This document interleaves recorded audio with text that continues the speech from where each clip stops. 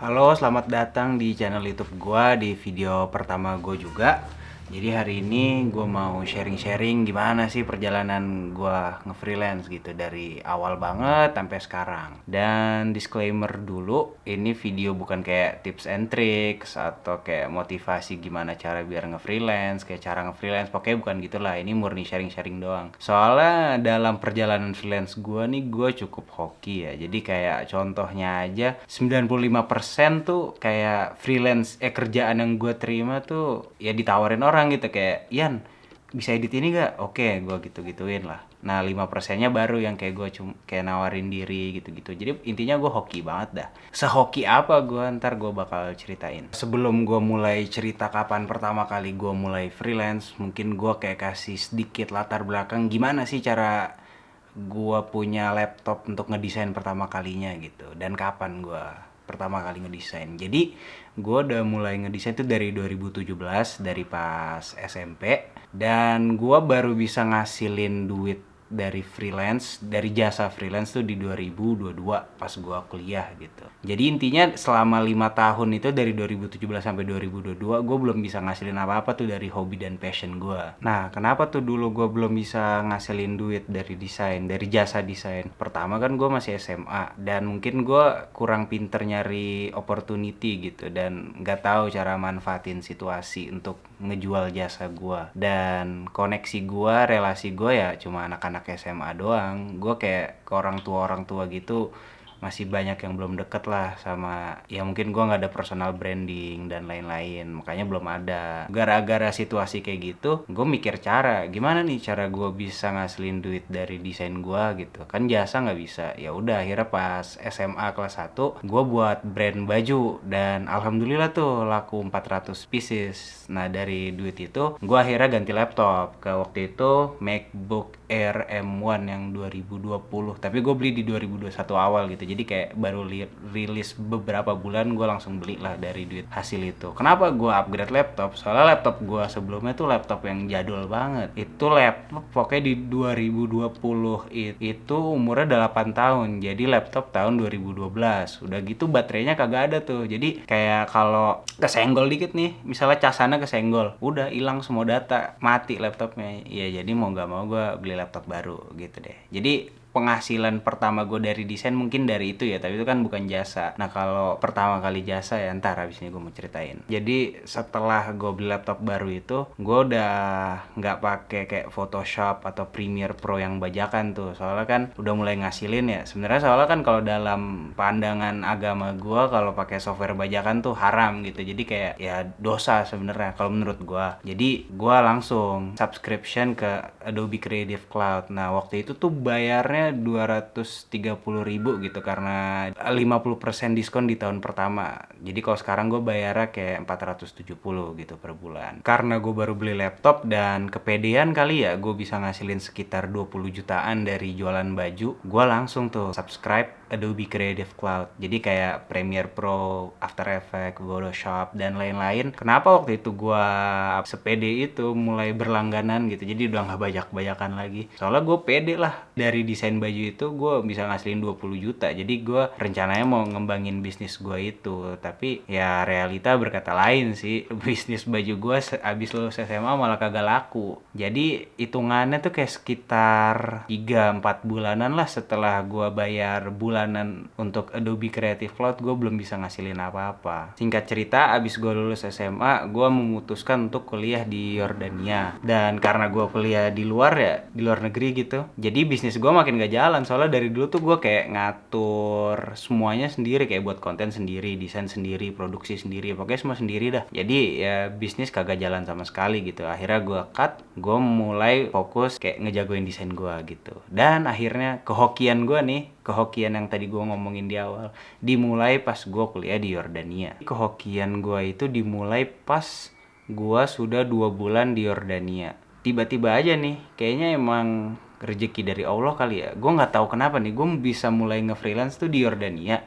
Tapi klien gue tetap orang-orang Indo, teman-teman lama gue gitu. Jadi pas 2 bulan gue di sini, tiba-tiba gue di chat sama teman SMP, Yan, lo bisa gak desain buat Instagram gitu? Terus gue bilang bisa gitu. Dia nanya harganya berapa kan, langsung aja gue karena dulu pede bisa jualan baju gitu. Maksudnya desain gue bajunya laku kan.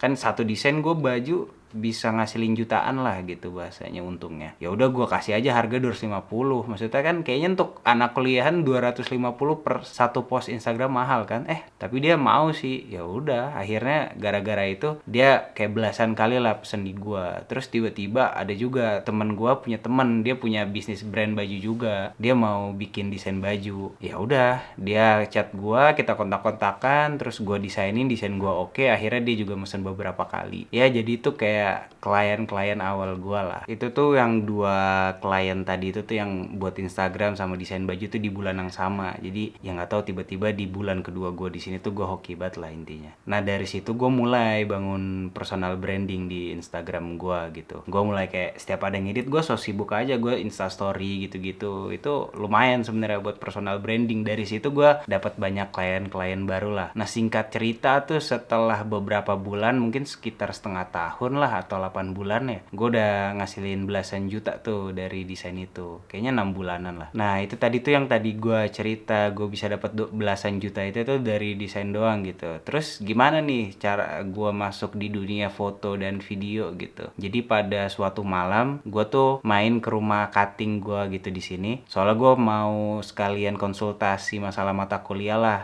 gitu. Gue soalnya masih maba kan waktu itu. Dan ternyata cutting gue ini nih seorang freelancer juga yang jauh lebih sukses gitu dalam maksud duit gitu. Dia lebih kenceng lah duitnya dari gue. Ya udah gue ngobrol-ngobrol, tanya-tanya, terus gue nanya, "Gimana sih Bang cara dapat klien orang sini gitu-gitu?" Soalnya kalau dari Indo kan ya gitu-gitu doang ya penghasilannya. Nah, kata dia ini kalimat yang gue inget sampai sekarang, orang zaman sekarang nih di sini terutama nyari tuh yang bisa segalanya, kayak bisa video, bisa desain, bisa foto gitu. Jadi kayak desain doang nggak cukup. Terus gue bincang-bincang, akhirnya gue paham juga sih kenapa gini-gini. Akhirnya besoknya gue chat cutting gue yang lain lagi yang seorang freelance juga. Dia tuh kata cutting gue yang malam tadi itu mau jual kamera. Soalnya dia baru beli kamera baru. Ya udahlah, gue chat tuh si cutting gue itu. Nah ternyata pas gue chat dia sebenarnya nggak mau jual. Soalnya dia nggak enak gitu ngejual. Jadi tuh kalau nggak salah kamera dia udah dia pakai 4-5 tahunan gitu. Jadi kayak SC-nya tuh shutter count-nya udah banyak banget, udah 120.000 mungkin. Dan kondisinya fisiknya udah jelek banget lah. Dia nggak mau jual, nggak enak ngejual gua. Tapi karena gua kekeh mau masuk ke dunia foto dan video, gua paksa aja cutting gua. Yaudah dah bang, nggak apa-apa dah. Harga murah tapi gua gituin. Dan akhirnya gua beli Sony A6000 waktu itu, terus pakai lensa manual TT Artisan yang 35mm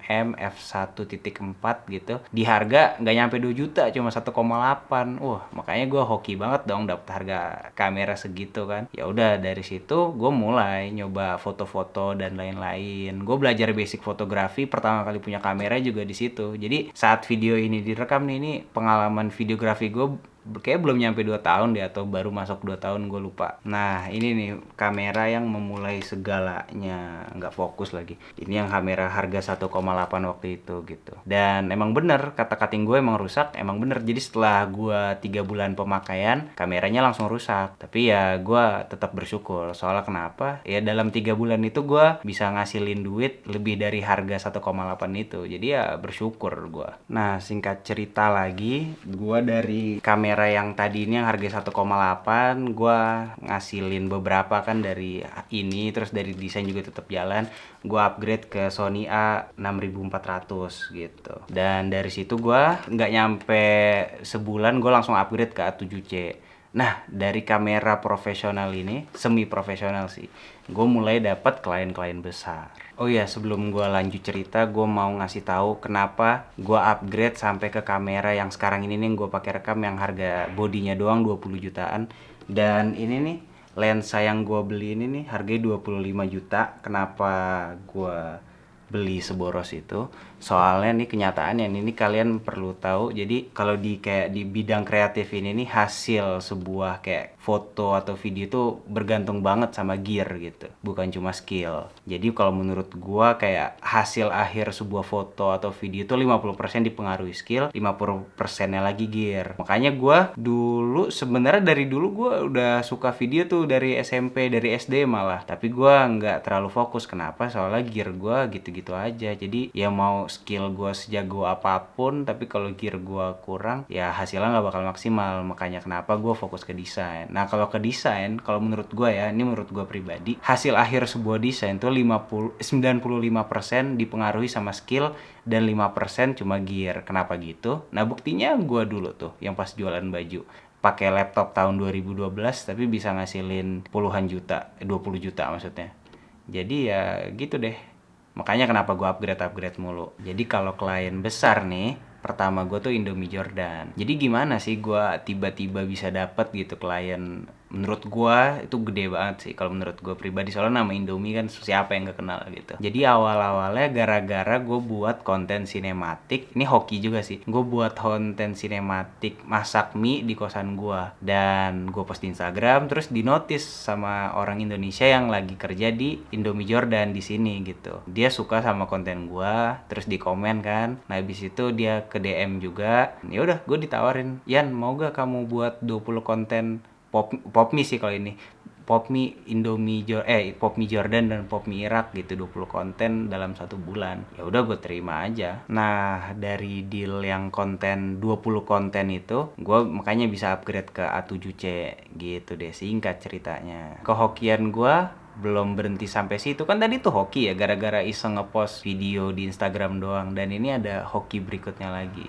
Sorry, bukan 20 tapi 15 konten. Nah habis ngerjain yang 15 konten itu, kayaknya mereka lumayan suka lah sama hasil-hasil gua, feedbacknya juga positif gitu. Dan akhirnya beberapa kali mereka kalau ada acara atau ada apa gitu manggil gua lagi gitu sih. Itu kan hoki pertama gue ya, gara-gara iseng buat video sinematik masak Indomie. Dan gua ada kehokian berikutnya. Sekarang gue mau ceritain klien pertama bule gua. Setelah kehokian Indomie itu, hoki gue belum berhenti sampai situ. Akhirnya gue dapat klien bule pertama gua. Jadi klien bule pertama gue tuh dari UN, United Nation, atau kalau di bahasa Indonesianya tuh PBB, Perserikatan Bangsa-Bangsa. Jadi waktu itu kerjaan gue tuh jadi videographer, ada sama temen gue, cutting gue. Kita tuh lumayan banget gila. Dalam waktu 2 jam ngerekam kayak interview gitu, kita dapat 3 juta masing-masing, jadi 6 juta. Itu beruntung banget sih. Nah, gimana caranya gue tiba-tiba bisa dapet? Jadi ceritanya gue punya cutting nih. Cutting gue ini kebetulan yang dulu juga ngejual Sony A6000 nya ke gua, kamera pertama gua. Jadi cutting gua nih ngajak gua, makanya gua hoki gitu, soalnya gua diajak. Si cutting gua ini nih, dia punya teman yang lagi magang di UN, United Nation yang di New York, dan bosnya dia itu nyari videographer di Jordan gitu untuk ngerekam UN gitu. Terus kenapa tuh cutting gua ngajak gua? Soalnya UN nih lumayan ribet ya. Kalau nggak salah tuh kita kayak sebelum ngambil pekerjaan itu kita ada 11-an dokumen apa 12 dokumen gitu yang harus kita isi, dan salah satu dokumen yang harus kita isi itu kayak list-list perlengkapan gear kita. Dan kebetulan karena gear gua paling lengkap dan paling bagus gitu di antara mahasiswa Indo di Jordan itu pada saat itu ya, makanya cutting gua ngajak gua. Makanya tadi gua bilang gear tuh penting ya, salah satunya ini nih, salah satu ceritanya ya. Jadi gitu tuh gua dapat kerjaannya kayak gitu. Terus ya gua bersyukur banget lah. Sekarang kan gua kalau buat portofolio nih jadi bisa naruh logo UN gitu. Kenapa gue bilang gue hoki banget? Jadi gue pengalaman dalam dunia kamera, foto, video gitu belum nyampe 1 tahun. Tapi alhamdulillah gue udah dapat dari Indomie Jordan, terus dari United Nation juga kan. Makanya alhamdulillah banget. Nah tapi dari sekian banyak kehokian gue yang belum gue ceritain semua, tapi beberapa udah gue ceritain kan, ya pasti ada gagalnya kan. Dan ini kegagalan pertama gue. Kenapa ini gue bisa bilang gagal? Soalnya dalam 2 tahun gue nge-freelance ini ya gue gagal baru pertama kali ini doang. Gagalnya tuh bukan karena gak ada hasil dan lain-lain, juga karena ngecewain klien gitu. Udah gitu tuh nilai project ini nih hampir 18 juta. Jadi kayak dalam jumlah duit ini gue gagal banget juga gitu. Emang paling besar banget lah kegagalan gue. Kegagalannya tuh apa sih? Jadi gini, Indomie Jordan dia ngasih gua kerjaan lagi, tapi kerjaannya bukan video, bukan foto atau bukan konten lah, tapi foto produk. Gua disuruh foto sekitar 80-an foto gitu, bukan produk ya. Jadi 80 foto dan satu fotonya tuh nilainya 10 Jordanian dinars atau sekitar 220.000 ya. Jadi kalau dihitung-hitung tuh 17 sekianan lah, hampir 18 gitu. Dan kenapa gue bisa gagal? Soalnya jujur gue pas ngambil kerjaan ini gue bilang gue belum ada pengalaman foto produk sama sekali gitu. Tapi gimana ya, soalnya segala sesuatu yang baru untuk gue di dunia kreatif, gue tuh main gas-gas aja selama ini. Soalnya gue alhamdulillahnya nggak pernah gagal gitu. Apa aja yang gue nggak bisa terus tiba-tiba belajar langsung bisa dan pasti berhasil. Jadi ya gue pede banget lah ngambil ini, udah gitu duitnya gede kan, makanya gue ya udah ambil aja. Nah ternyata foto produk tuh susah banget, banyak banget kayak yang gue nggak bisa deh, kayak harus plating dengan baik, pencahayaan dan lain-lain. Nah singkat cerita, setelah 2 bulan gue ngerjain project ini juga minim hasil gitu, dan akhirnya Indomie ini nyari fotografer lain. Soalnya ya gue aslinya cuma sebulan doang deadline-nya, jadi 2 bulan terus gak ada hasil lagi kan. Ya udah, tapi jujur gue lega sih, soalnya kayak ya daripada di gue mulu mereka nungguin kan kagak jadi-jadi gitu. Tapi wah, ini orang Indomie baik banget, walaupun gue udah ngecewain mereka begitu banget ya, gue malah dikasih kerjaan lagi. Jadi gue dikasih kerjaan foto produk lagi, tapi foto produknya sambel dan kecap Indomie gitu. Jujur setelah kejadian yang kegagalan pertama itu, gue udah kayak nggak ngarep lah, dan udah siap juga nggak bakal dikasih kerjaan sama Indomie Jordan lagi. Tapi mereka malah mau foto produk lagi di gue, mereka ngasih kesempatan lagi. Pokoknya baik banget lah mereka, Masya Allah lah. Dan dari kegagalan itu gue banyak banget belajar hal baru. Gue sekarang jadi kayak ngerti lighting, posisi lighting, cara foto produk dan lain-lain. Dan dari kegagalan itu juga gue jadi ya udah sekarang gue bisa foto produk, alhamdulillah gitu. Jadi ya pasti dalam setiap kegagalan ada aja lah ininya, apa, hikmah-hikmahnya. Nah, kehokian gue belum berhenti sampai situ, masih ada hoki lagi. Jadi alhamdulillah penghasilan dari freelance gue sekarang tuh udah di angka 2 digit. Nah kenapa bisa dapat 2 digit gini? Gua soalnya sekarang ngambil full time freelance. Jadi gua nge-freelance bukan sebagai seorang pegawai, tapi full time gitu. Gua kerja 8 jam sehari selama 6 hari dalam 1 minggu. Tapi sekarang gara-gara kuliah jadi 5 hari sih. Nah gimana sih gue bisa hoki gitu dapat kerjaan full time freelance? Jadi ceritanya pada suatu hari cutting gua nih ngajak gua untuk kerja bareng lagi gitu. Jadi temennya nih ada yang tunangan. Nah, cutting gue kan fotografer dan gue waktu itu fokusnya di video kan, makanya dia ngajak gue. Ya udah, singkat cerita setelah acara tunangan itu selesai, kita udah ngerekam dan lain-lain, kita udah ngasih hasil editannya dan lain-lain. Mungkin dan mereka suka gitu sama hasilnya. Si temen cutting gue yang tunangan ini ngechat cutting gue, itu temen kamu yang tadi ngerekam mau gak kerja sama saya di perusahaan saya? Tapi ntar bayarannya bulanan gitu. Ya gue mau lah, siapa yang nggak mau gitu. Udah gitu lumayan lah gitu gajinya kan. Dan ya udah, gue abis itu ketemu sama bos gue yang sekarang ini. Gue ke kantornya, kita negosiasi soal harga dan beban kerjaan gue dan lain-lain. Dan akhirnya gue masa probation selama 3 bulan. Dan setelah 3 bulan itu bos gue yang sekarang ini cukup happy lah dengan hasil gue, dan karyawan-karyawannya juga merasa sangat terbantu dengan desain-desain gue. Dan ya udah, akhirnya gue sekarang dikontrak dengan waktu yang cukup lama di tempat itu gitu. Dan itu penghasilan cuan terbesar gue sekarang gitu. Dan itu belum nyampe 2 digit sih sebenarnya. Jadi kalau 2 digit itu dari tambah-tambah freelance lain, gue tetap ngambil freelance lain di luar jam kerja itu untuk ya kayak sekarang gitu bisa ngasilin alhamdulillah 2 digit.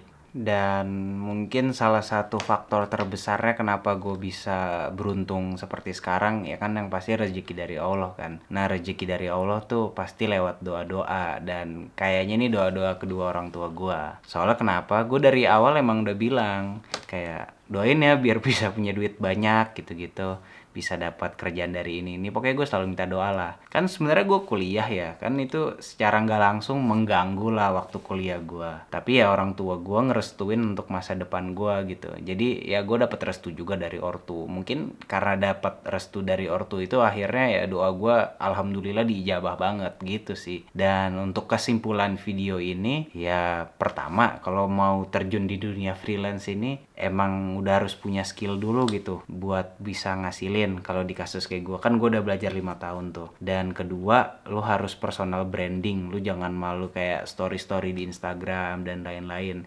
Jadi biar jadi kayak top of mind teman-teman lu gitulah. Dan yang ketiga gak bisa dipungkiri ya karena hoki gitu. Kayak gue aja contohnya cerita-cerita gue tadi gitu. Tapi sebenarnya ya kalau kita bicara tentang hoki, hari-hari hoki itu sebenarnya jarang banget tiba. Maksudnya gue setelah berapa tahun kan baru dapat ada beberapa hari hoki. Dan alhamdulillahnya di hari hoki itu gue udah siap dan bisa dan berani ngambil resiko gitu. Soalnya sebenarnya setiap manusia tuh pasti ada hari-hari hokinya lah. Tapi dia bisa berani gak dan siap gak di hari-hari hoki gitu, di apa kesempatan-kesempatan itu. Dan alhamdulillahnya gue bisa, atau setidaknya gue pede bakal bisa. Jadi ya alhamdulillah kesempatan-kesempatan hoki itu ya berbuah manis semua gitu kan. Kalau misalnya gue dapet tawaran nih gini-gini tapi gue nggak bisa gitu, ya udah hari hoki itu bakal tersia-siakan. Jadi ya hoki itu bakal bisa dapet kalau lu konsisten, kayaknya ya menurut gue sih gitu. Ya udah deh, videonya sampai sini aja.